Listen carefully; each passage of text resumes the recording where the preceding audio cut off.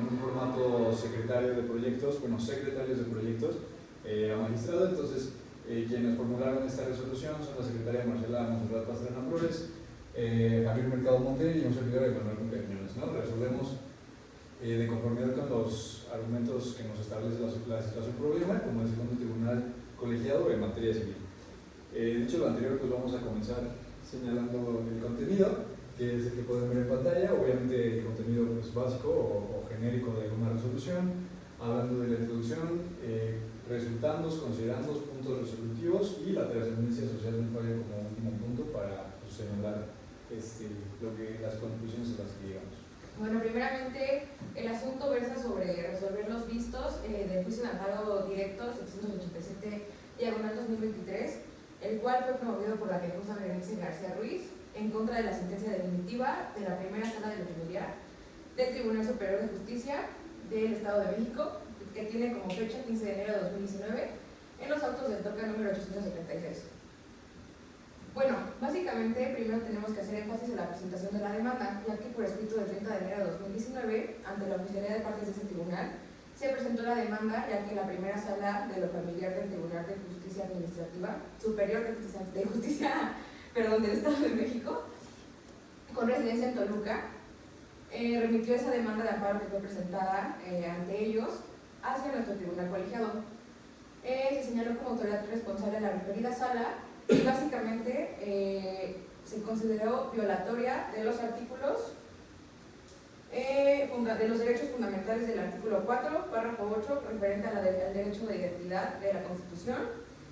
párrafo 9 del mismo artículo referente al interés superior del niño, niña y adolescente, y asimismo, haciendo valer el control de convencionalidad, se considera violatorio el artículo 22 de la Declaración Universal de los Derechos Humanos referente a la libre personalidad y el artículo 7 de la Convención de los Derechos del Niño referente al derecho a tener un hogar. Por consiguiente, el magistrado presidente de esa sala, mediante oficio 234, remitió y rindió su informe justificado, haciendo valer los requisitos de ley, remitiendo original y copia de la demanda, las constancias de notificación y el expediente 863, asimismo los autos del TOCA 876, y por consiguiente el presidente de este tribunal colegiado, por auto de fecha 10 de enero de 2019, admitió la demanda de amparo y notificó a las partes la admisión de dicha demanda, haciendo valer también lo establecido en el artículo 181 de la Ley de Amparo, para que el agente de la Fiscalía General de Justicia Federal tuviera su intervención. Sin embargo, omitió formular pedimento. Se reconoció el carácter de tercer interesado al ciudadano Juan Pablo Medina Soto, pero no promovió amparo adhesivo ni formuló alegatos. Finalmente, en nuestros resultados, se turnó el asunto. El 15 de febrero de 2019 se turnó al magistrado del circuito Jacinto Ochoa para la formulación del proyecto correspondiente. En cuanto a nuestros primeros considerandos, básicamente estos son de formalidad en cuanto a la ley. En cuanto a nuestra competencia, tenemos competencia para poder formular este proyecto de conformidad con los artículos 103, fracción 1 y 107, fracciones 5, inciso C y 6 de la Constitución, 33, fracción 1 y 34 de la Ley de Amparo, 37, fracción 1, inciso C, 38 y 39 de la Ley Orgánica del Poder Judicial de la Federación, así como el contenido del Acuerdo General 3-2013 emitido por el Pleno del Consejo de la Judicatura Federal, para que nos faculte a reclamar sentencia definitiva pronunciada en juicio del orden civil por la autoridad jurisdiccional competente de este circuito. Y en cuanto a la existencia del acto reclamado, se acreditó en cuanto a que el magistrado presidente de la primera sala de lo familiar del Tribunal Superior de Justicia del Estado de México,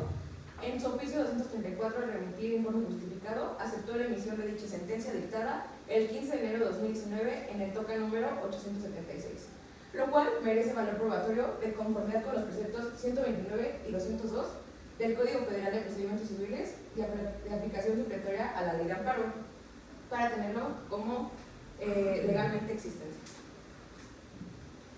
Y en cuanto finalmente a nuestra oportunidad del amparo principal, checando las formalidades de ley, se declaró que el amparo fue presentado en tiempo y forma y la sentencia reclamada se notificó a la parte quejosa el 17 de enero de 2019, surtió efectos el mismo día, por lo que el término de 15 días para que pudiera promover el amparo directo transcurrió el 18 de enero de 2019 con exclusión de los días sábados y domingos, y por lo tanto, de conformidad con el artículo 18 y 19 de la Ley de Amparo, se presenta el 30 de enero de 2019, lo cual fue oportuna. Bueno, los antecedentes yo creo que no los vamos a sacar porque ya los dio el equipo anterior. Con respecto a la suplencia de la queja, se tomó que este juicio de origen versa sobre el desconocimiento de la filiación paternal de un menor de edad y por lo tanto las consecuencias jurídicas, sociales y psicológicas afectan demasiado en cuanto a la resolución que podemos dictar en esta sentencia. Por lo tanto, se determinó que se estima procedente la suplencia de la queja a favor del menor de edad con independencia de que no haya sido parte. Esto en términos del precepto 79, fracción 2 de la ley de amparo, con la finalidad de que se priorice el respeto al interés superior del menor, el cual se protege en el artículo 3 de la Convención y el mencionado ya en la Constitución Política, párrafo 9. Por lo tanto, esto se fundamentó a través de la jurisprudencia 2A1-2022, emitida por la segunda sala de la Corte con registro digital 20.435, el cual tiene por rubro interés superior de la niñez. Cuando se adviertan afectaciones a los derechos de las niñas, niños y adolescentes, el tribunal tiene la obligación de estudiarlas a la luz del referido principio, con independencia de que tales lesiones no hayan sido materia de controversia ni los menores de edad parte en el juicio. Bien, respecto de los considerandos, que es otro de los elementos de nuestra sentencia,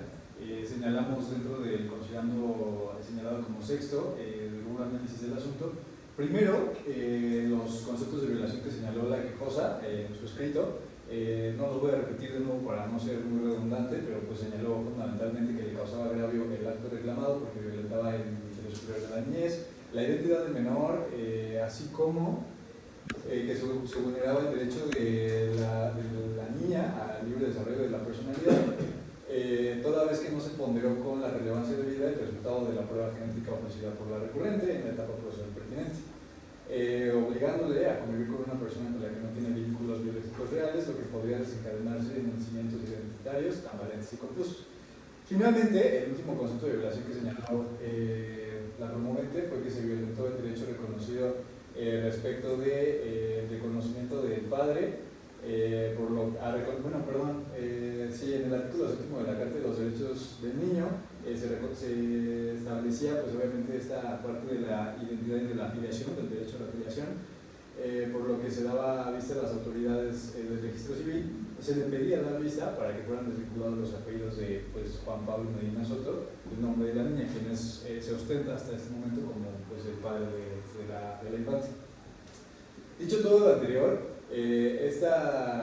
tribunal colegiado consideró que los argumentos desplegados en los puntos anteriores y suplidos a una seria deficiencia de la queja son considerados infundados por las siguientes razones, ¿no? O sea, al contrario a lo que se ha manejado hasta el momento, nosotros consideramos que sus conceptos de violación no fueron suficientes para conceder el amparo, toda vez que después de analizar las diferentes aristas del caso, se resalta que el derecho a la identidad se ostenta como un compromiso mexicano del Estado mexicano para garantizar a niñas, niños y adolescentes la preservación de sus vínculos familiares,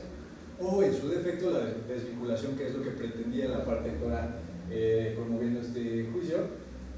por lo que los juicios de desconocimiento de paternidad no deben entenderse como una facultad de los padres, sino más bien como un derecho de las infancias, ¿no? Esto es como el panorama general a través del cual basamos los principios que utilizamos. Y en este sentido señalamos como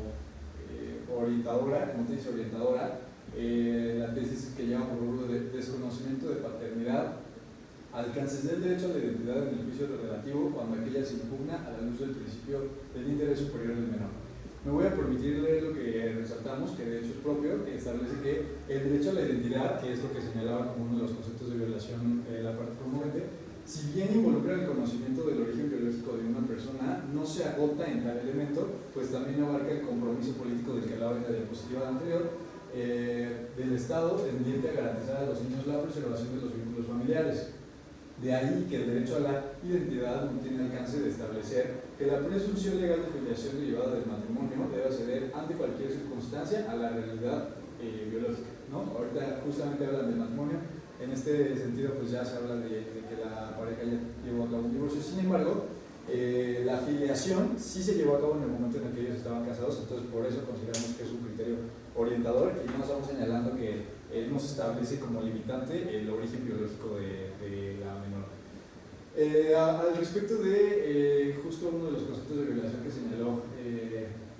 la promovente respecto de la prueba ofrecida de material genético que comprobaba la inexistencia de un vínculo sanguíneo, también es importante señalar que pues, sí es un elemento importante a la hora de ponderar los elementos del caso y tomar una decisión. Sin embargo, a luz del principio de preservación del interés superior de las niñas, niños y adolescentes, la realidad biológica no resulta un criterio que imposibilite inamoviblemente el poder vislumbrar desde una perspectiva más amplia el resto de los elementos interaccionales involucrados en las relaciones de naturaleza tal como los de una niña con su padre, ¿no? O sea, no solamente somos una interacción o una relación sanguínea, sino que la relación entre padre e hijo y pues entre diferentes familiares pues engloba muchas más cosas. ¿Qué cosas? Pues bueno,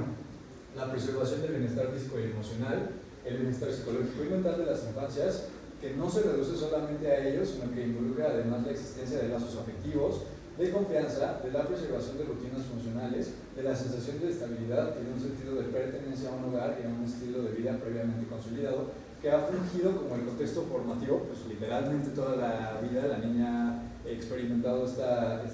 situación, por lo que despojarle del seno de quien ella considera como padre resultaría contraproducente para su integridad y sus derechos, ¿no? Al respecto de lo anterior, sirve de sustento la tesis que pueden ver en pantalla respecto de los alcances y límites de la verdad biológica en la filiación, que lleva por rubro filiación, alcances y límites del principio de verdad biológica. De nuevo, voy a saltarme todo el contexto inicial y voy a señalar lo que creemos importante, leyendo que la tendencia de que la filiación coincida con la filiación jurídica, coincida con la filiación biológica, no siempre es posible, bien por la propia realidad del supuesto hecho o porque el ordenamiento hace prevalecer, en el caso concreto, otros intereses como los que ya señalamos con anterioridad, que considera jurídicamente más relevantes. Así, en el primer grupo de supuestos que se encuentran, ejemplificativamente, la filiación adoptiva y las procreaciones asistidas por donación de ligamentos, que es, por ejemplo, el caso que al que nos atañe el día de hoy, la propia legislación establece que la filiación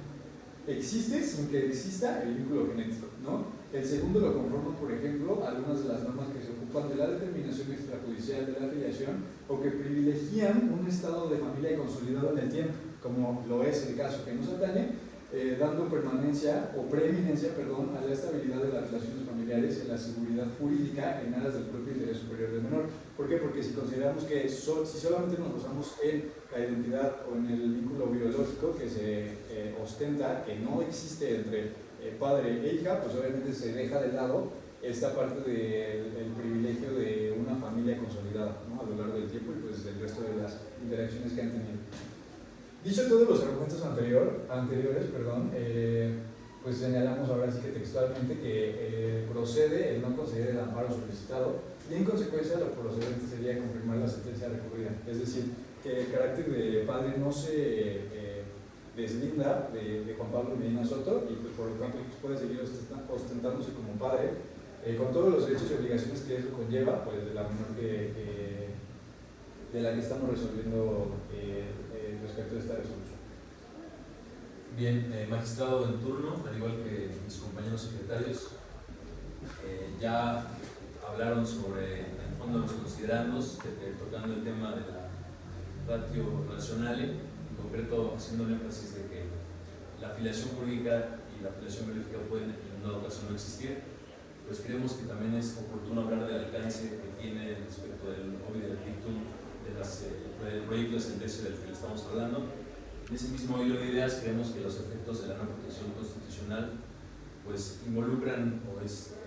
menester hablar de que hoy en día esta interpretación progresiva da a los juzgadores una ventana importante para la toma de decisiones respecto de temas del régimen familiar. Entonces, en virtud de que se tomaron en consideración instrumentos internacionales, es oportuno señalar que estos instrumentos, al igual que la legislación nacional aplicable para los juzgadores, pues es concurrente con circunstancias particulares de este caso. En razón de que se trata de una menor de edad, se insiste que la paternidad, como les comentaba hace un momento, está sujeta a un acuerdo de voluntades entre particulares, el cual rebasa cualquier cuestión consanguínea.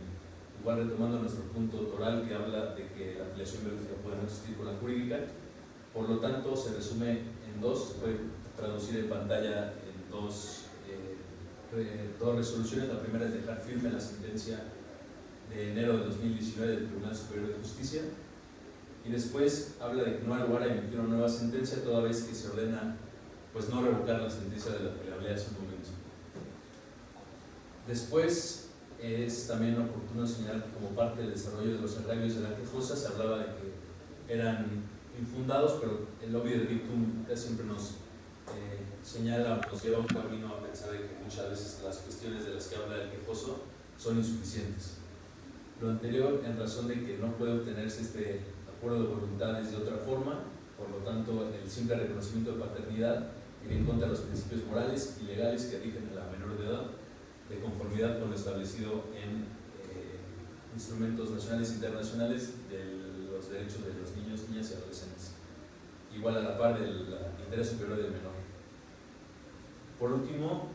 estos puntos resolutivos nos hablan, el primero, de que la justicia de la Unión no ampara ni protege a la quejosa Berenice García Ruiz. El segundo punto resolutivo habla de que se requiere y se apercibe la autoridad responsable para que dé cumplimiento a la ejecutoria del amparo en los plazos y términos señalados en el último considerando. A la par de que se habla de que se tiene que notificar como corresponda y se anote en el libro de gobierno electrónico del Tribunal del Estado de México con testimonio autorizado en esta resolución. Y el último párrafo nos dice que así resolvieron los integrantes del Pleno del Segundo Circuito del Tribunal Colegiado en materia civil del Segundo Circuito, es decir, del Estado de México. Consideramos oportuno destacar que la trascendencia social del fallo va más allá de una esfera que se pueda catalogar o en circuitos o incluso, ¿por qué no en una esfera federal? Por lo tanto, el derecho a la identidad y a la afiliación constituyen un derecho del menor y no una facultad de los padres, entendiendo que es muy importante escuchar a la menor, y que si bien la tendencia de que la afiliación jurídica coincida con la afiliación biológica, ello no siempre es posible, como nos dimos cuenta en todo el proyecto de sentencia que les acabamos de exponer, ya sea por la propia realidad del supuesto o porque el ordenamiento hace prevalecer como intereses que se consideran jurídicamente más relevantes los unos a los otros. Entonces, por último, destacar que la afiliación adoptiva y las procreaciones asistidas no pueden ser demeritadas de esa forma, en razón de que una afiliación adoptiva es una determinación igualmente judicial y que eso alcance límites de la verdad biológica de la afiliación deben ser estudiados en el fondo de los asuntos.